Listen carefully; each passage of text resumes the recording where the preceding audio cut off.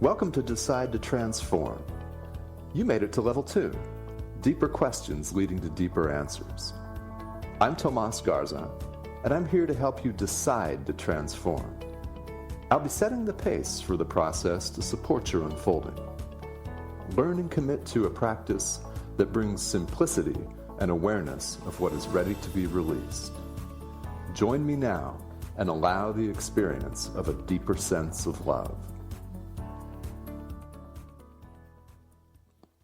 Welcome to Decide to Transform. I am so happy that you're joining me. I am your host, Tomas Garza, and we've got a wonderful show in store for you today. So wherever you are listening from, anywhere in the world, thank you for tuning in, and let me tell you what we've got in store for you today. We are continuing with March's mini-series, Transformation 101.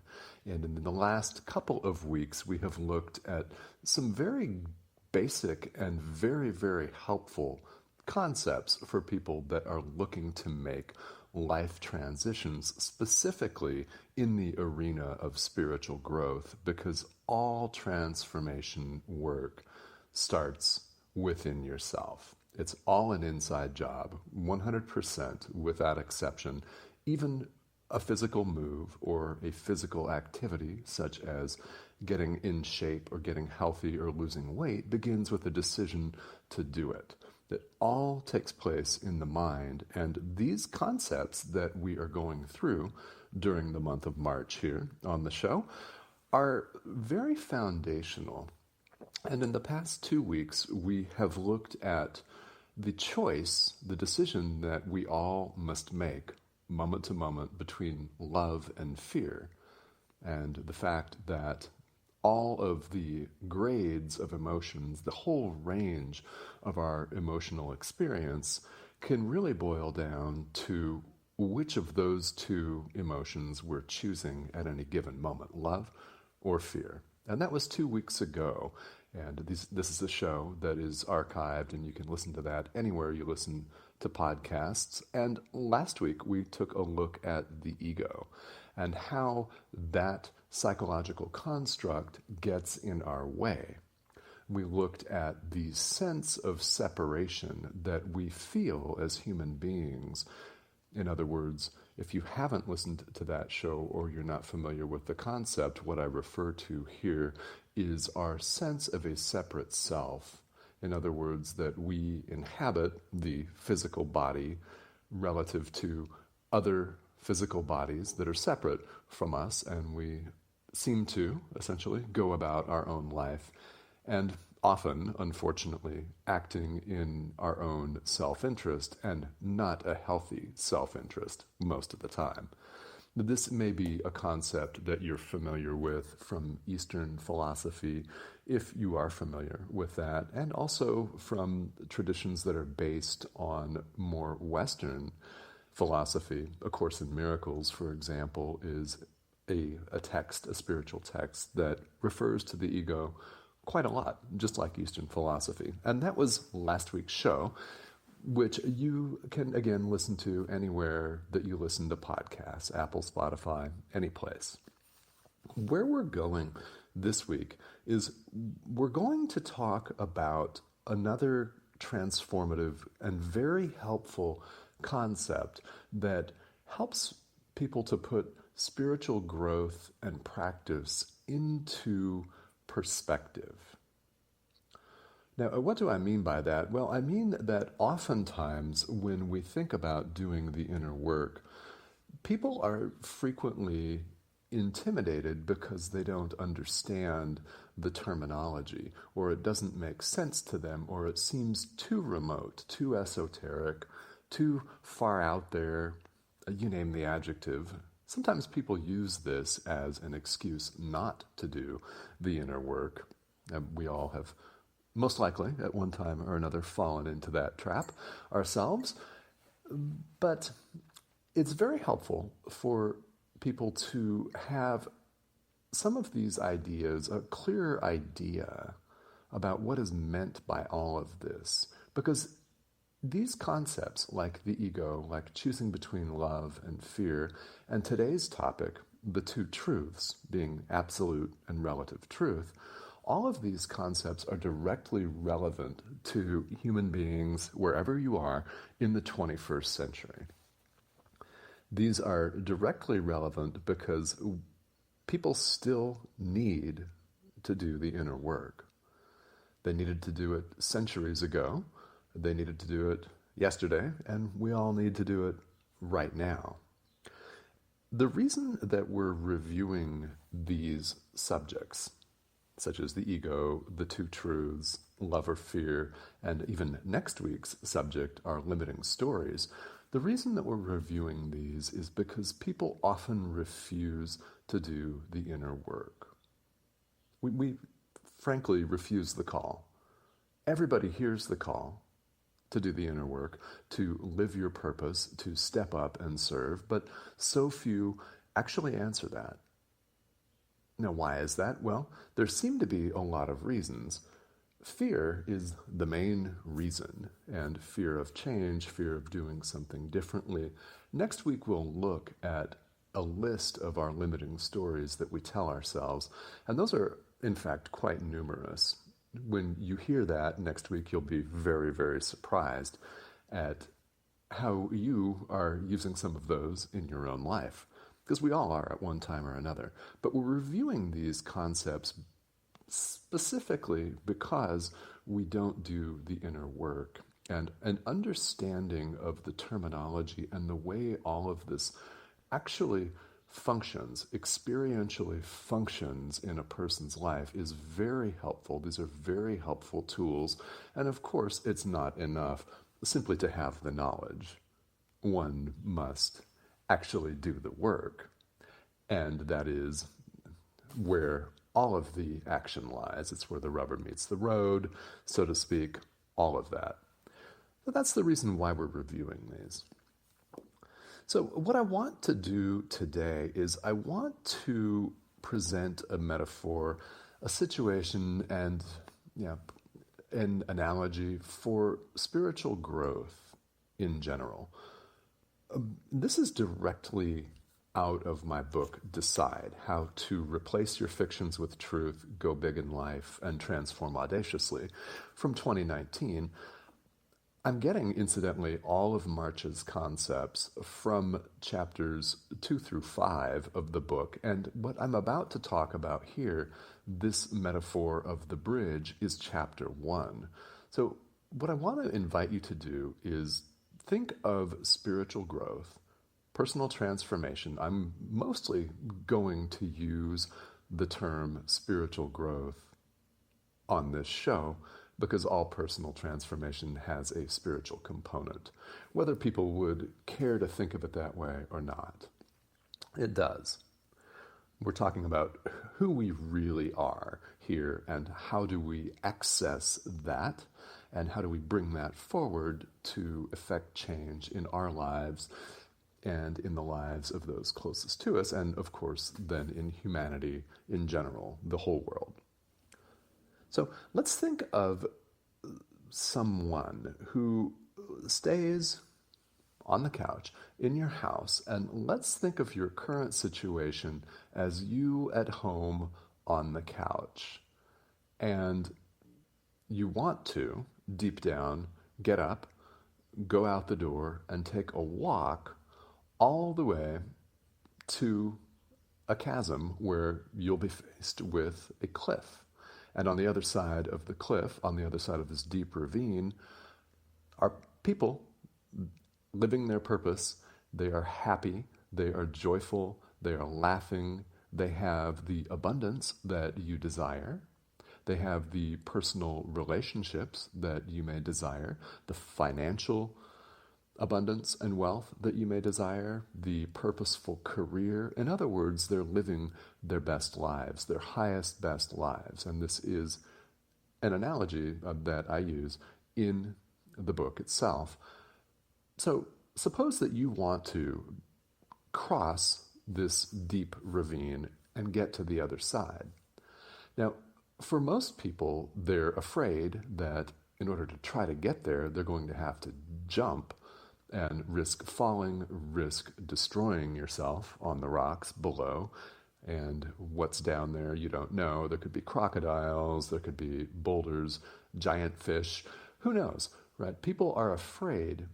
And imagine that imagine, actually, I invite you to picture that there's a bridge from where you are currently to where you would like to be. There's a bridge for you to cross, and it is not a wooden plank with no handrails. It's not a rickety rope bridge that looks like it might fall apart as it sways in the wind. It doesn't look like it will support your weight. Rather than that, there is a modern suspension bridge, structurally sound, everything, for you to simply walk toward and walk across to the other side, to where you want to go, wherever that is for you. What do you want? What is your desire right now? And what happens is that despite the modern suspension bridge, despite the ease of the pathway to the other side, people refuse the call. People want change in life, and yet they don't move. And sometimes people are still at home, and they're still on the couch watching the same television program over and over again, watching the same cable news station over and over again, and feeding your own anxieties, your own mass hysteria, your own sense of helplessness, perhaps. And it's only natural in a situation like that that's repetitive and repetitive and repetitive that people want to experience something else. We all want to, we long to, it's a yearning. We all want to experience something else, and people are stuck. They keep themselves stuck watching the same program over and over again. This is a metaphor. It's an example that I use for people's inaction in the face of their own personal desire to change, and in the face of all of the available mechanisms to do that. In other words, let's just say, for the sake of example, that a person sitting on the couch is perfectly physically healthy. They possess the means to turn off the television. They have a thumb that can push the off button on the remote. Turn that off. They can stand up, put on a jacket if necessary, put on shoes if necessary, and walk out the door toward the bridge. Yet they refuse to do it. So there are limiting stories that people tell themselves that keep them on the couch. And there are stories that stop people when they are getting ready to leave the house. You may leave the house and start walking toward the ledge, and you may turn back. You may reach the ledge and turn back, and you may even take a look at the bridge and start to cross the bridge and turn around midstream and come back. These are all limiting stories that cause us to turn back or cause us not to take action. And they are directly related to the ego, as we talked about last week on the show. These are direct manifestations of fear of change, and fear of your highest self, fear of your highest, best self, and your own brilliance, your own radiance, indeed your own divinity, symbolized by the other side of the bridge. Now, this is direct from chapter 1 of Decide. If you have not purchased the book, it's available on ebook and paperback, and the title again, Decide: How to Replace Your Fictions with Truth, Go Big in Life, and Transform Audaciously. So the point of bringing up the picture of the bridge is that people seek to solve problems with the same mindset that created them. Everyone does this. Don't feel singled out. This applies to every single living, breathing human being in the world. We collectively seek to solve problems with the same mindset that created them in the first place, and we seek to solve them in the same place that created them, which could be a no-end job. It could be a no-end relationship, an unhappy relationship, even, unfortunately, sometimes an abusive relationship. People run around seeking to solve problems with the same mindset that created the problem in the first place, and we must, as in absolutely 100% must, look elsewhere for change. So what does that look like? Well, in the book, I go on to explain that in some detail. On the show today, what we're going to do is, as I mentioned before, we are going to talk about the fundamental spiritual concept of the two truths, those being absolute truth and relative truth, and we'll tie in how this fits with someone's journey. With your journey, perhaps, your spiritual growth and your own personal transformation, which sounds like a really big deal. It sounds very, very inaccessible sometimes, but the reality is growth and transformation happen one moment at a time, and very small steps can lead to very large results if you stick with it. All of this may sound obvious. In fact, every single thing that I say on the show may sound obvious to you, but it is worth repeating because as human beings, especially as adult learners, we need to hear everything 50 times at least, don't we? Sometimes more until it finally sinks in. So we will talk about absolute and relative truth and how they play with each other on the other side of the break. So you're listening to Decide to Transform here on OMTimes Radio. Stick with us and we'll be right back.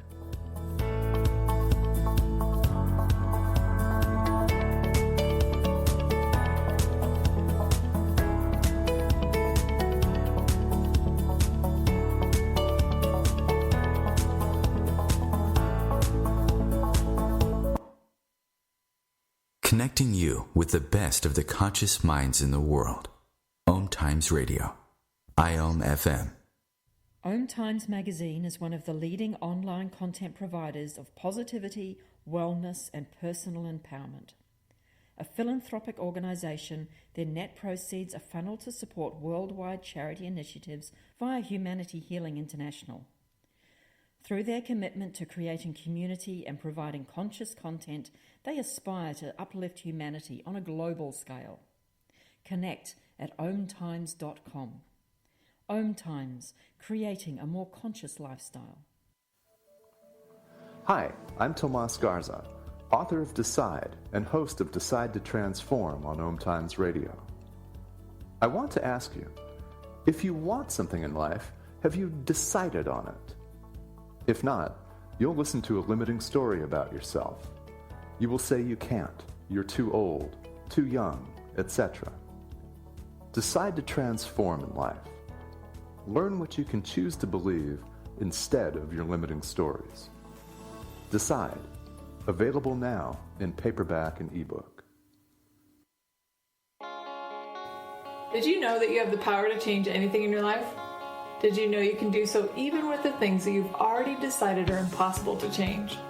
Come join me, Venus Castleberg, on Outside the Impossible as I interview people from around the globe that have literally changed the things they thought were impossible to change just by using the amazing tools of Access Consciousness. Now airing Wednesdays 4 p.m. Eastern, 1 p.m. Pacific. Do you dare to believe that anything really is possible?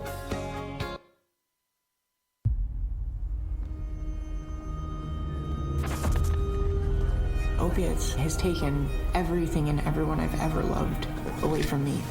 Everything. I blew my ankle out and I got prescribed pain pills by my doctor. If making my detox public is going to help somebody, I'm all for it. I just wish I would have had a warning. Opioid dependence can happen after just 5 days. Know the truth, spread the truth. A message from Truth, the Ad Council, and ONDCP.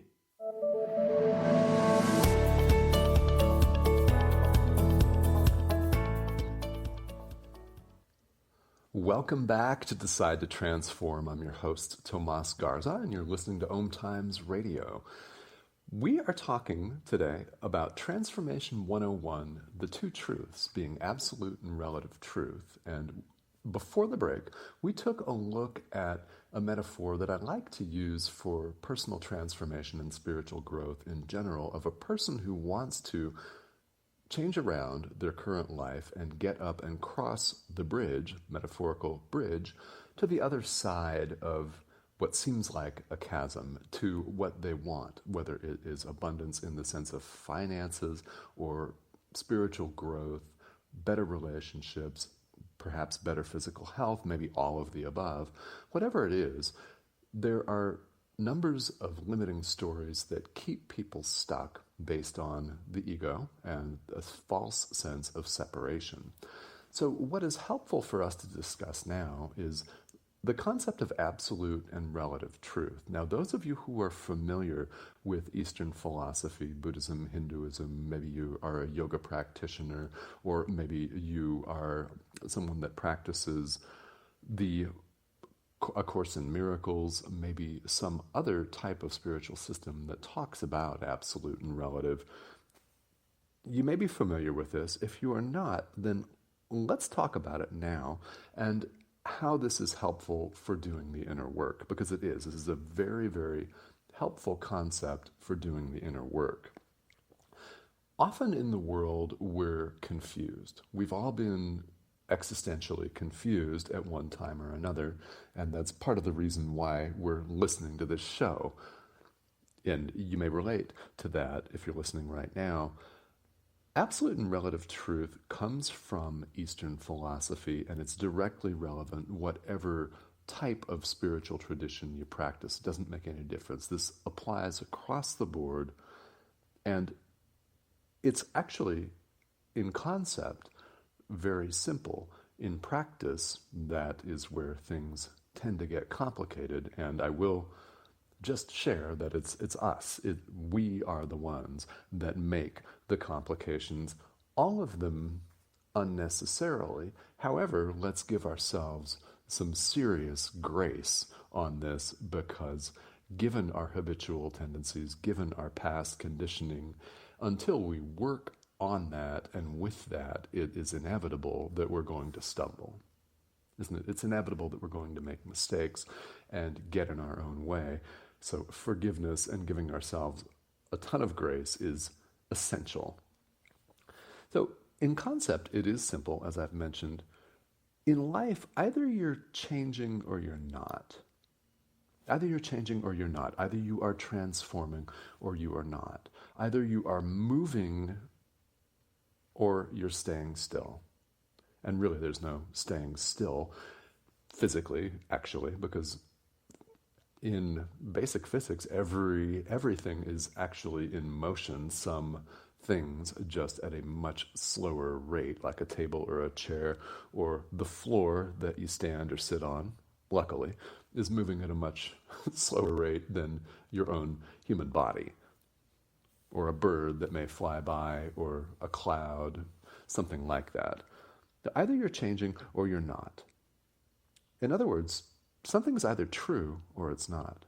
It's one or the other. Either you're listening to the voice of love or you're listening to the voice of fear. Which is it? Could vary from time to time, but every moment we have a choice. Either you're changing or you're not. And in absolute and relative truth, as a helpful concept, something is either true or it isn't. So here are the basics. Absolute truth refers to what is. Simply, in Eastern philosophy, this is often referred to the nature of mind. If you practice Buddhism, you may have heard that term. The ground of all being is another way that Eastern philosophy refers to absolute truth. In other words, what is foundationally, just what is. And in Western terminology, we have many, many names for this. God is one, and people may call this spirit, they may call it source, the universe, divinity, your higher self. So whichever term you wish to use, maybe you want to use all of them, absolute truth is just that. It's God. It's the ground of all being. It's spirit, source, the universe, the foundation of what is.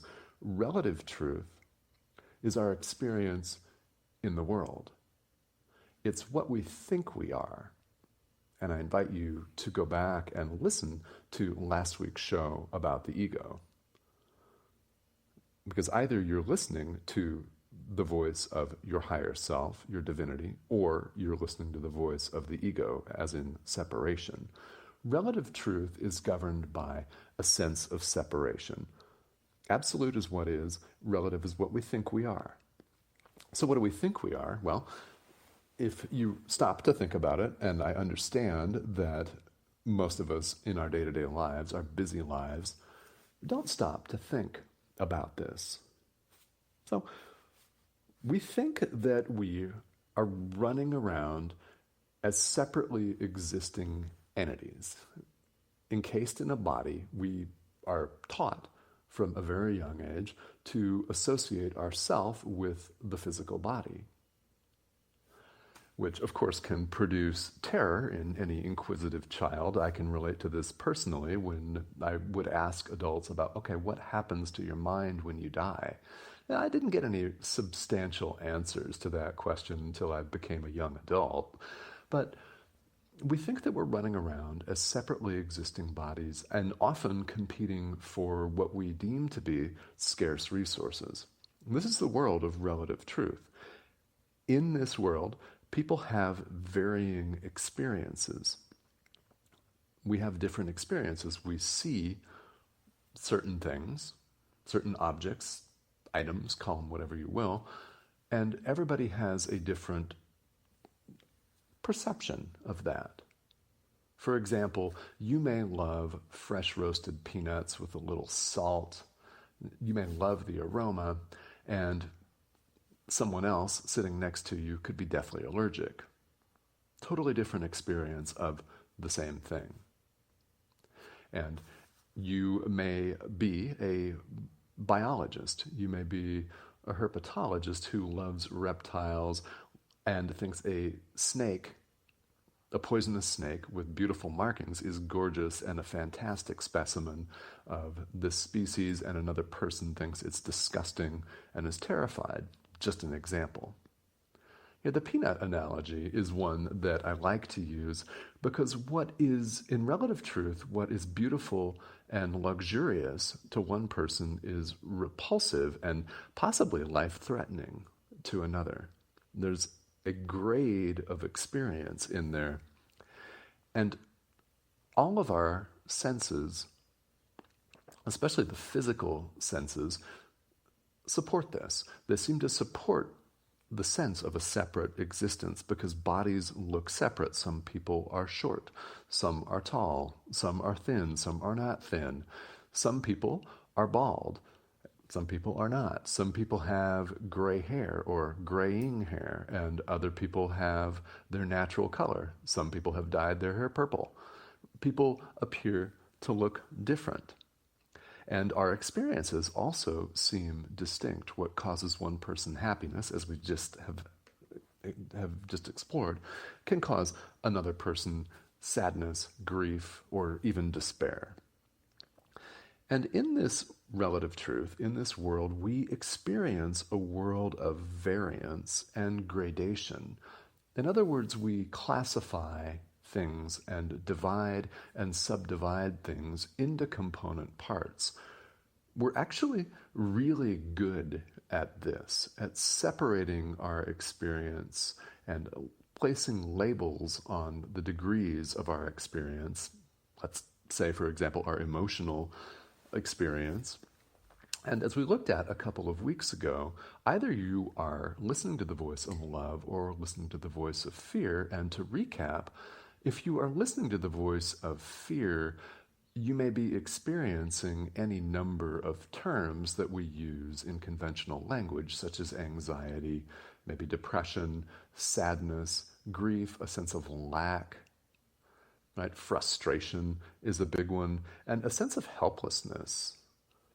Helplessness in the face of change, helplessness in the face of world affairs, global pandemics, canceled vacations, canceled sporting events, you name it. A sense of not being able to control things can be very stressful, and stress itself is a manifestation of listening to the voice of fear. Now, listening to love, on the other hand, happiness, contentment, a sense of purpose, joy, laughter, exuberance, you name it. But we have all of these terms, and we have in our minds and in our spoken word different degrees for all of these emotions. And everything that we label here in the world, if you really stop to think about it, which most people do not ever do, if you really stop to think about a lot of our names for things, they're very artificial, aren't they? They're made up. So where did the term Wednesday come from? And what differentiates Wednesday from Thursday? And what's a day? And think about it. What's a meter, actually? Someone made that up. What's a centimeter? Somebody made that up. All of the terms that we use are terms that were made up by a human being to describe something. And we could have called them anything else, but here's what we are. And again, everything is a label, and we label it. When what one person adores, again, another person really hates or detests. And in this world of labels and varying experiences, it's very easy for us as human beings to become confused. And in that state of confusion, wondering just what in the world all of this actually means, conflict is inevitable. It's going to arise because we are running around in our ego state thinking we are separate, thinking we exist separately and completely independently of everyone else, and it's every man or woman for themselves. We're all out to get what we presume to be a limited share of this universal pie, whatever that even looks like or means. We often, all too often, perceive ourselves as lacking. And we perceive ourselves in competition for what we think are limited resources. And you better get yours before somebody else gets it. And that's what we think. So it's inevitable that conflict is going to ensue, because what happens in relative truth is we all have a tendency to believe that we, individually, are right. Classic ego. I'm right, you're wrong. How could it be otherwise? And that may sound harsh, but that is the way that we all too often think. And it's habitual. It doesn't have to be that way, but it is habit. And conflict can ensue because everyone believes that they are right. And we spend our time defining and defending personal territory. This is a concept that's very important because this defines our existence here in the world. Is we are defining personal territory. This is mine. For example, my body, right? My life, my house. As children, this toy that we are playing with is mine, my toy, mine. And we have to be told to share our toys. And sometimes some of us have to be reminded again and again and scolded and even yelled at sometimes. Sometimes people have to get our attention to get us to share. And is that really any different as an adult? Could be if you learn the lessons, but not necessarily. If you don't learn them, it's the same. Everybody believes they're right, and we define and defend our personal territory. When someone disagrees with us, we become stressed to one degree or another. Sometimes, you may know people in your own life that get extremely stressed and hostile and defensive and seem to have this need to attack and lash out if you don't agree with them or if you express a different point of view. All of it relative truth, because there are differences. This is the world of differences as things appear to be. So, being that politics are always in the news, wherever you are in the world, whether you are in Europe, the United States, Asia, Africa, Australia, doesn't make any difference. There are always disagreements in the political arena. And it seems with mass media that those are exacerbated. And I'm speaking to you here from Arizona in the United States, where things are extremely polarized these days. And they were always tense, I think, but modernly, people are very, very hyped up. And whatever side you come down on, including I stay as far away from it as I possibly can, okay, even that, if that's your position, it doesn't take a rocket scientist to know that people are hyperpolarized. This is a classic example of defining and defending personal territory, where you see so many people that are unwilling to even entertain a different point of view and unwilling to even speak to someone else that believes differently than they do. And this could be a family member. This could be your next door neighbor. People are very quick, obviously, to demonize one another or another group as dead wrong and define and defend, and the mass media allows us to consume, if we want to, just the media, just the material that validates our own point of view. The sense of dialogue is not gone by any stretch, but it has diminished. The sense of community is not gone, again, not by any stretch, but it is diminished the more people just dig in to their own point of view. This is classic ego playing out, and it's classic relative truth, defining and defending personal territory, which can lead, obviously, to disagreements, and in extreme examples, it can lead to international conflict, even war. This is where we can find ourselves in relative truth. Now, does it have to get there? No, it does not. And on the other side of the break here, I will explain how we can get from the relative back to where we want to be. So it does not have to be all conflict and fear. Let's resonate with that. We'll be right back in a few minutes here on OMTimes Radio.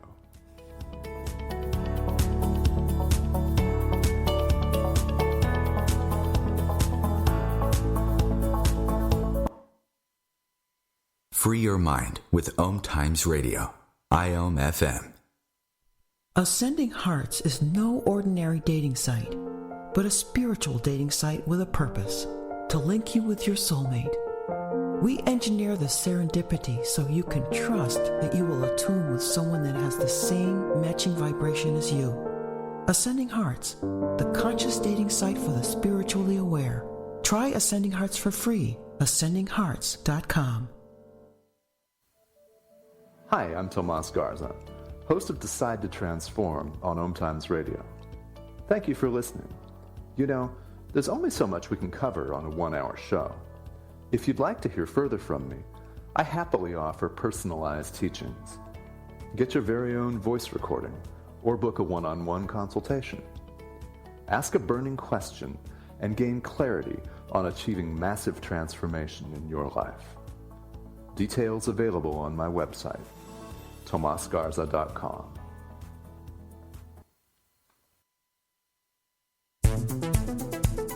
My name is Victor Furman. Some call me the Voice.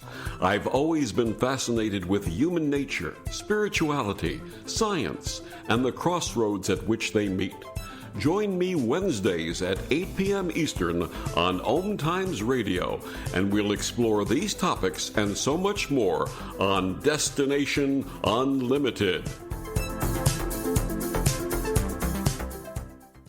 I am Fidel Nshambo. I was born in a city called the Bukavu in the Congo. We were a loving family, and then, boom, everything that I had disappeared in a single day. People think that when you are a refugee and they resettle you to America and all your problems are done. They don't understand that that's the beginning of everything. I was not born a refugee.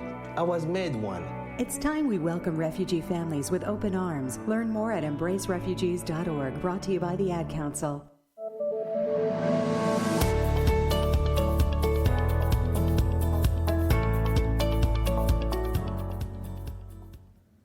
Welcome back to Decide to Transform. I'm your host, Tomas Garza, and I'm delighted that you're joining me today as we talk about the two truths, absolute and relative, and we have been through, actually here in the last 20 minutes, some of the characteristics of relative truth. Now, if you hearken back to last week's show, some of the characteristics of our adherence to the psychological construct of the ego.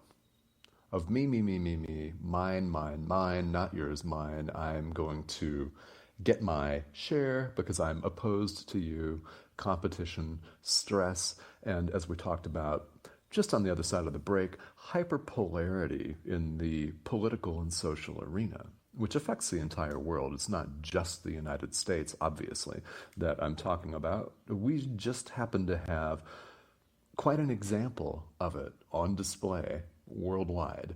So, how do we get from where we are with a world of conflict and fear to a world of peace, a more peaceful scenario? To follow along with the metaphor of the bridge from earlier in the broadcast, how do we get from where we are, apparently stuck, in our house, on the couch, to the other side of the bridge, living the life that we desire, a peaceful life, a happy life, an abundant and joyous life, where we're living our purpose, where we are being who we're meant to be, when we've answered the call and stepped into our purpose, where we're owning who we really are, in other words, our divinity. I can't stress that enough. Owning our divinity. How do we get there? How do we get from this conflict-ridden state to a state where that lessens and lessens and lessens until it is gone? Because it is possible. So we get there through absolute truth, which always is, always has been, and always will be independent of all of the world's fluctuations. Independent of all of our individual lifetimes, independent of all of our great deeds, bad deeds, our mistakes. It simply is and is unaffected by all of this variance and change. That is how we get to where we want to go, is by going within and working on ourselves. We cannot snap our fingers and make the world a beautiful, peaceful place where everyone has enough, where everybody enjoys the abundance that they want. It's not going to happen by waving a magic wand. Each of us is responsible for creating that change in our own minds by going inward, because the absolute truth is love and the relative truth is fear. Are you choosing love or are you choosing fear? That's a theme of this month on the show, but of course it is also the theme of spiritual practice in general. Are you choosing love or are you choosing fear? Which is it? Because it's one or the other. It is literally one or the other. And in any given moment, you have something very precious, and I want you to pay attention to this. If you listen to nothing else on this broadcast, you have the opportunity to choose again. Right now, you have the opportunity to choose love over fear. You can choose joy over sorrow. You can do that, and you have the opportunity right now. That is why so many spiritual traditions insist that the present moment is so precious. It's quite literally all we have, and we have the opportunity. We get to, not we have to, but we get to choose. We get to decide. And if you choose love once, you're that much more likely to choose it again. And again, and again, and again. Similarly, if you choose fear once, you are that much more likely to choose fear again, again, again, and go down a path that is not pleasant and that everyone, whether they care to admit it or not, wants to escape. Because the pull of absolute truth, the pull of who you are, your own divinity, God, source, spirit, the nature of mind, goddess, you name it, that pull is too great to ultimately resist. And you will seek to cross the bridge, and all of your stuff, and I invite you, please, to use another word for stuff. I will give you a quick hint. I'm not going to say it on the air, but it starts with an S. All of your stuff is going to come up for release. So it's not a smooth journey, but you have the tools there. This is where you turn for answers to the absolute. And how do you do that? Well, if you have a spiritual tradition that you are familiar with and that speaks to you, that you resonate with, that's very important, then I invite you to go deeper in that. If that's Christianity for you, go deeper in it, if you're comfortable with it. If it's Buddhism, go deeper in it. If it is not a specific religion, but universal, general spirituality, go deeper with it. And if you're searching for a tradition, the most basic essence, to choose love over fear. This will happen for you if you decide to do it and you commit to doing it. Committing to a practice, whatever it is, and if you need to find that practice, then by all means, seek it and find it. Because if you really genuinely seek it, you will find what resonates with you. That's the way it works. Commit to that, whatever it is, and it will open up some space and begin to lighten you. And it will allow for this journey, the metaphorical journey across the bridge. It will allow for that and give you energy. If you need to get off the couch, it will give you energy to stand up. If you need to walk to the front door, it will give you the energy to put one foot in front of the other. Because it is a process. It is literally one step at a time. It will give you the energy to turn the handle on the door, open it, go out and shut the door behind you. It will give you the energy to keep walking, especially when you don't want to. Because you will hear limiting stories, as we'll talk about next week on the show. You will hear voices in your head that say, turn back. Turn back, that couch is so comfortable. Ooh, your favorite program is on. Ooh, your favorite cable news channel's on. Yeah. Don't you want to go back? You will hear that voice. You will hear a voice of the ego. Realize questions from listeners, and I invite you to submit those to me. If we're connected on Facebook, that's Tomas Garza, you are more than welcome to leave me a message on Messenger, or you may email me, certainly email me, tomas@tomasgarza.com. Now, it's frequent that people will put an H in my first name. That is not the case. It is Tomas without the H. This is the Spanish variety. Tomas@tomasgarza.com is my email, and a number of you have chosen to email me questions, and I really appreciate those. I'd like to read one of them here while we still have a few more minutes on the show. Now, some of them come from specific people. Some of them that I do read on the air are general questions that people have asked me in various capacities in my life, in my professional life as a former college professor of conflict resolution, mind you. I've dealt with a lot of relative truth, let's just say.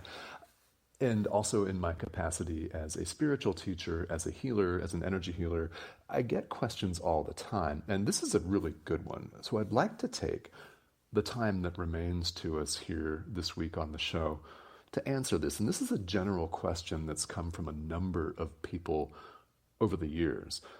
And it's a good one. And it says, how am I ever going to be able to arrive at the place where I'm experiencing physical reality as not real? Okay, how am I going to arrive at the place where all of the world and relative seems distant and even impossible, far-fetched at best, and along? You don't have to constantly have this thought in mind.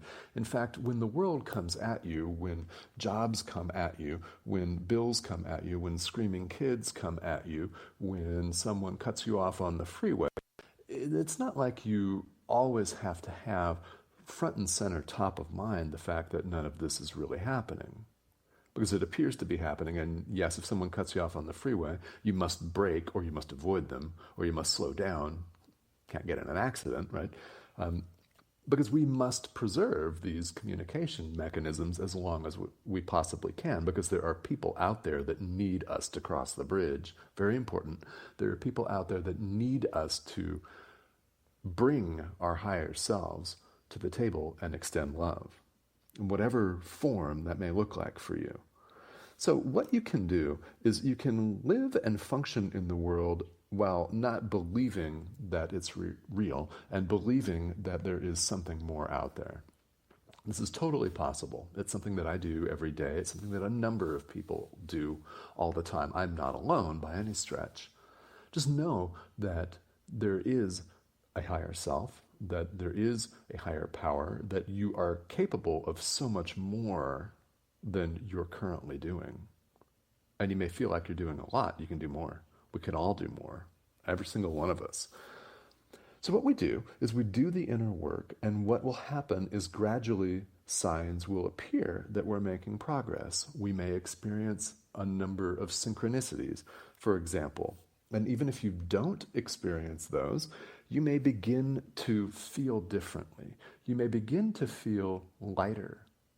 For example, if you had been carrying a heavy psychological burden over time and with practice, you may feel that lessen or even disappear. This is something that I can help people with as a healer, is lessening burden and giving relief. Not necessarily on a physical level, but on a mental, emotional, psychological, and spiritual level. That's what begins to happen, and your behavior may change. Your outer behavior may change. These things can begin to happen, and they're signs that you're doing the right thing. They're signs that you've gotten off the metaphorical couch and started walking toward the bridge, and you may even be in the process of crossing it. And what I want to stress, lastly, is that this is a process, and I want to implore you, wherever you find yourself on your own spiritual path, in your own walk, so to speak, please have patience with yourself and give yourself some grace, because you're going to hear all of these ego voices, and you're going to hear the limiting stories that we'll talk about next week. And you don't have to believe them. So I thank you for tuning in this week. You've been listening to Decide to Transform on OMTimes Radio. Have a great week, everybody. And we'll see you back next Tuesday, 1 Eastern.